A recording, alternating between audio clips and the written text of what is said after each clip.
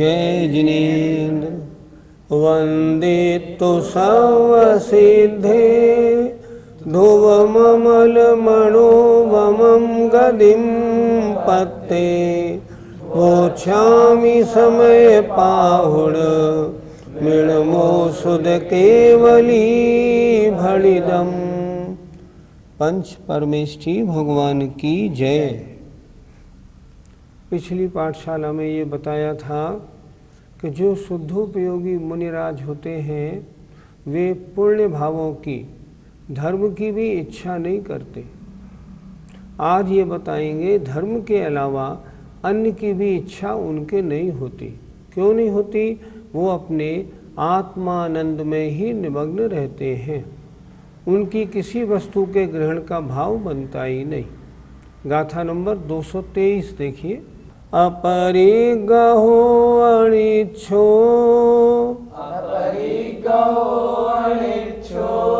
भणिदोणानि अनिच्छदि अधम्मम्।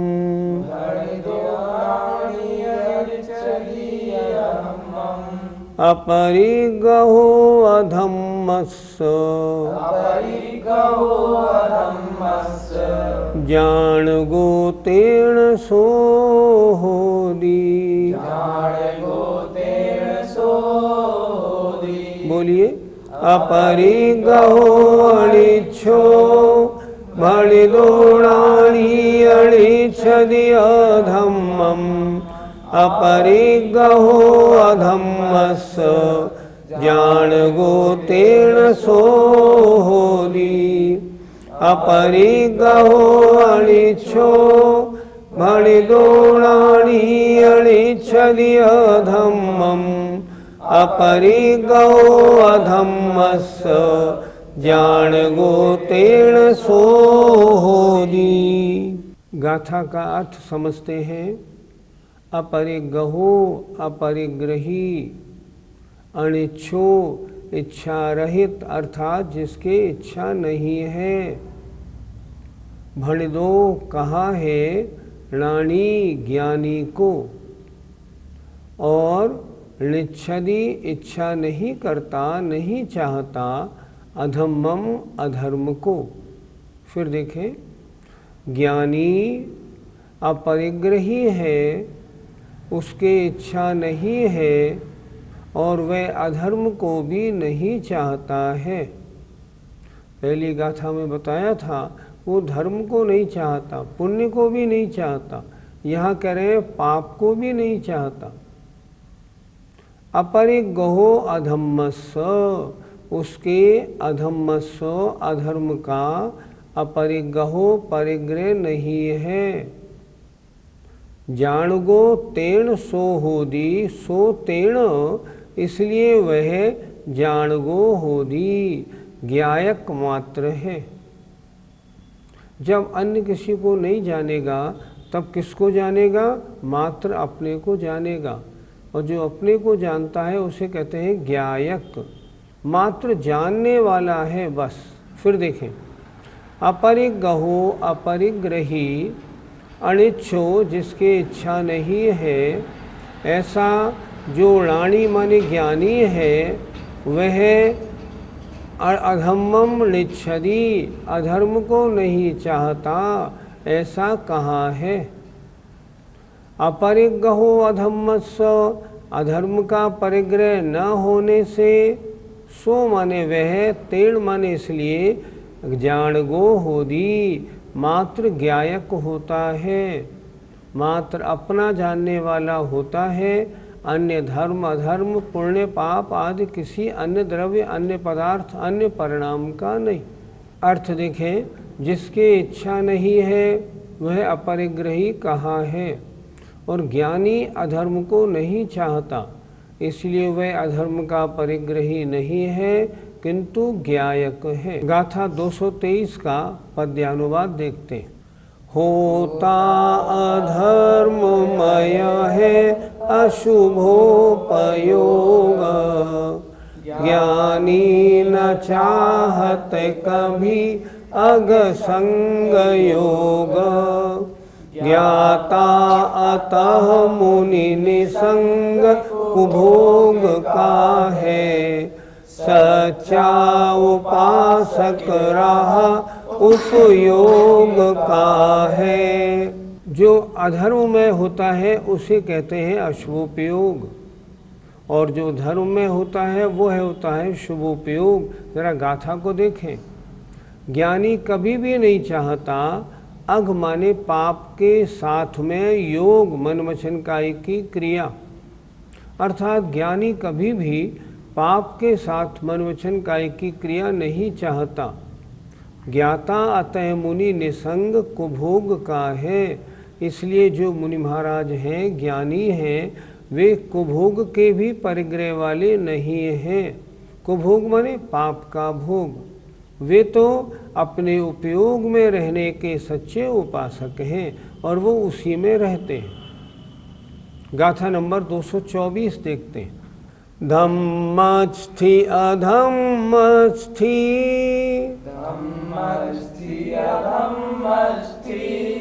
आयासं सुत्तमंग पूवेषु,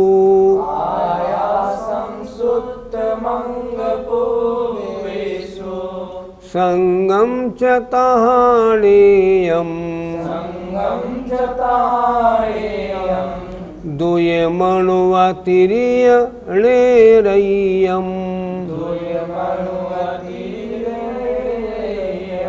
दुयमणु अतिरियणेरय्यम्।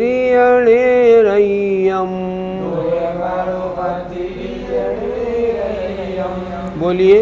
धम्मस्ति अधम्मस्ति, आयासं सुत्तमंग पूवेषु, संगम च ताहाणेयम्, दुयमणु अतिरियणेरय्यम्।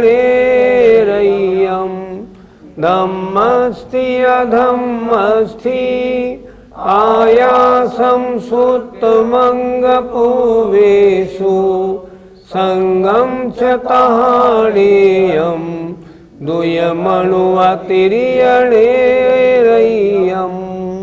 गाथा का अर्थ देखिए।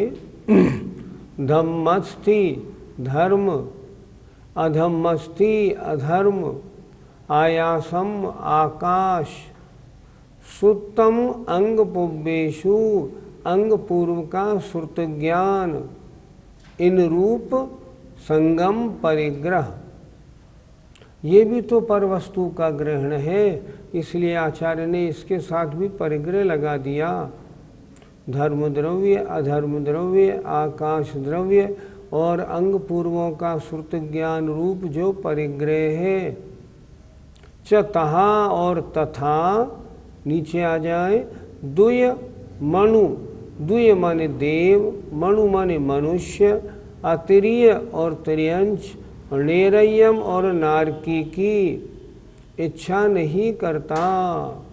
नेयम ऐसा जानना चाहिए। वे मुनि महाराज किसकी और इच्छा नहीं करते? उन्होंने बताया धर्म द्रव्य, अधर्म द्रव्य, आकाश द्रव्य, अंग पूर्व का श्रुत ज्ञान और देव मनुष्य त्रियंश और नारकी, इनमें किसी का भी उनके कोई भाव नहीं होता, क्योंकि अन्य के ग्रहण करने पर अपना शुद्धोपयोग, अपना स्वसंवेदन ज्ञान छूट जाता है। उन मुनि महाराज को अपने स्वसंवेदन में बहुत आनंद आया है, इसलिए वो चाहते हैं मैं अपने चिंतन को अन्य किसी भी पदार्थ पर क्यों ले जाऊं, मेरे लिए किसी पदार्थ का चिंतन उपयोगी नहीं, अतः मैं तो अपने आत्मा के जानने रूप बना रहता हूँ, और वो बने रहते हैं। अर्थ देखिए।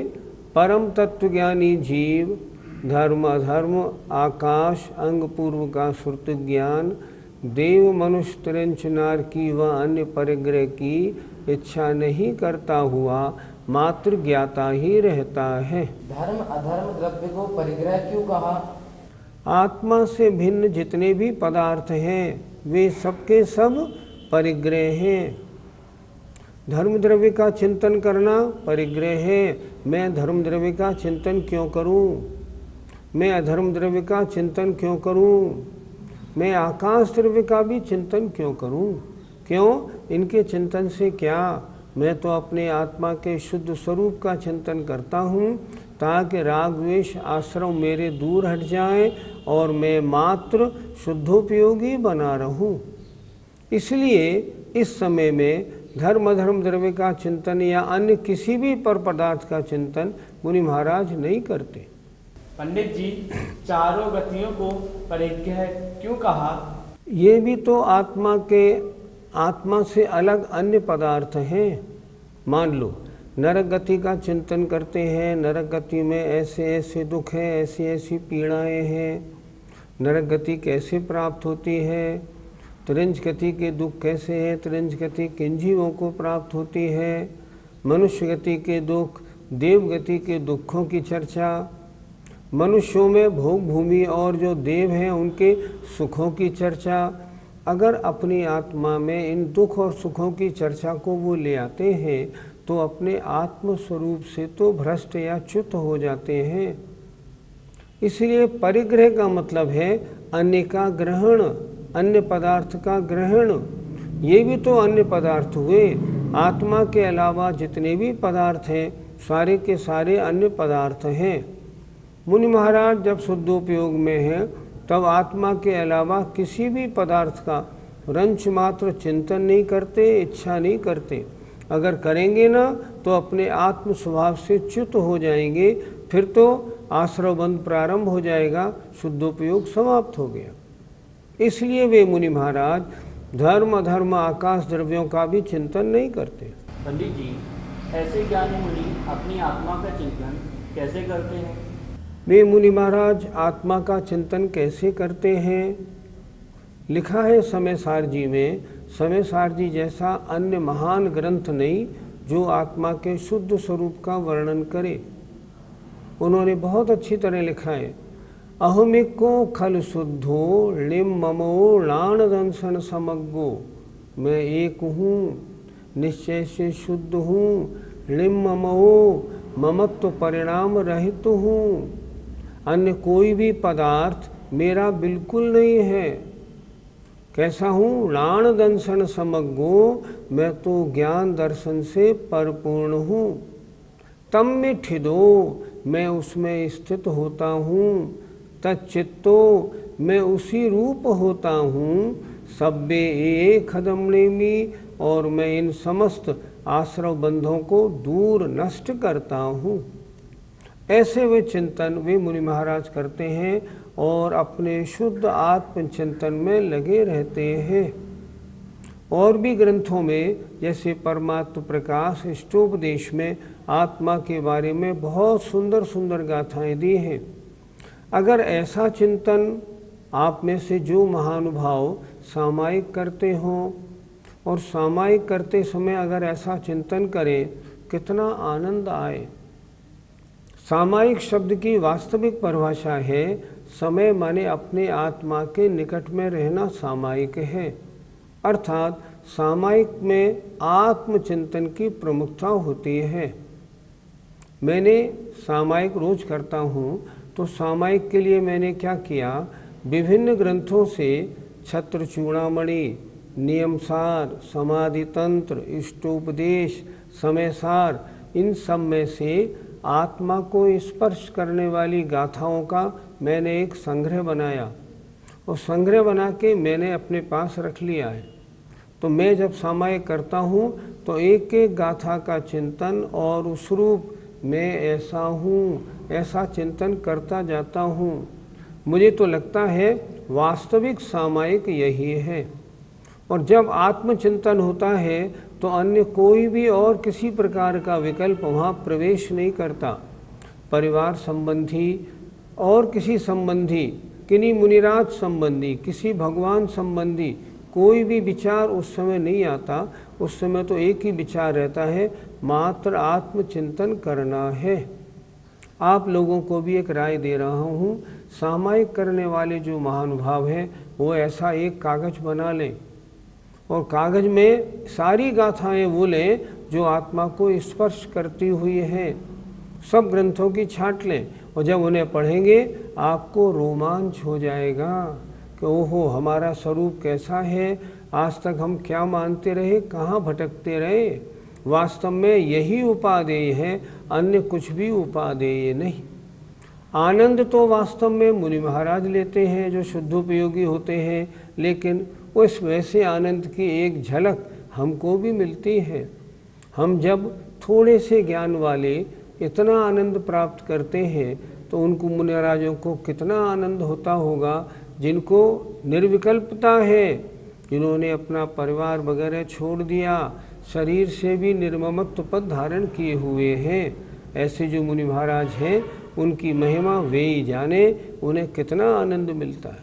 पंडित जी, क्या ऐसे मुनिराजों को तीर्थंकर बनने का भाव नहीं होता? जब वे मुनिराज 16 कारण भावना भाते होंगे तब तो तीर्थंकर पद प्राप्त करने का भाव रहता ही होगा। उन्हें तीर्थंकर पद का ठाट वाट नहीं चाहिए, उनको तो तीर्थंकर पद चाहिए, क्योंकि 16 कारण भावनाओं के साथ उन्होंने ये भी भाया है संसार के जीवों का कल्याण कैसे हो। तो जब वे 16 कारण भावना भाते हैं तब तीर्थंकर पद का भाव उनके हैं, विश्व कल्याण की कामना है। लेकिन जब शुद्धोपयोग में आत्म दर्शन में लगे हैं तब तो वो भी नहीं है, वो भी एक तरह से उस समय तो है यही माना जाएगा। उस समय तो उपादेय सिर्फ एक ही है, मैं कौन हूँ, कैसा हूँ, क्या हूँ। बस निरंतर इस रूप उनका चिंतन बना रहता है, अन्य रूप चिंतन बिल्कुल नहीं जाता। अन्य रूप चिंतन गया और वे शुभोपयोग में आए, और शुभोपयोग में आते ही आश्रव बंध का कारण प्रारंभ हो जाता है। इसलिए ऐसे मुनिराज हमेशा अपने शुद्धोपयोग में लीन रहते हैं और उस काल में तीर्थंकर पद की भी भावना नहीं करते। गाथा 224 का पद्यानुवाद। तत्वार्थ का सब पदार्थन का यथार्थ, शब्दार्थ अर्थ गहता सबके हितार्थ, साधु तथापि श्रुत का अभिमान त्यागी, संसार सौख्य नहीं चाहत वीतरागी। यद्यपि सभी शास्त्रों के एक एक शब्द का अर्थ वे मुनि महाराज ग्रहण करते हैं, सबके कल्याण के लिए, अपने कल्याण के लिए भी, परंतु यहाँ जिस समय राग द्वेष से रहित हैं उस समय उसकी भी वांछा नहीं, संसार के किसी सुख की वांछा वे नहीं करते। जय जिनेंद्र।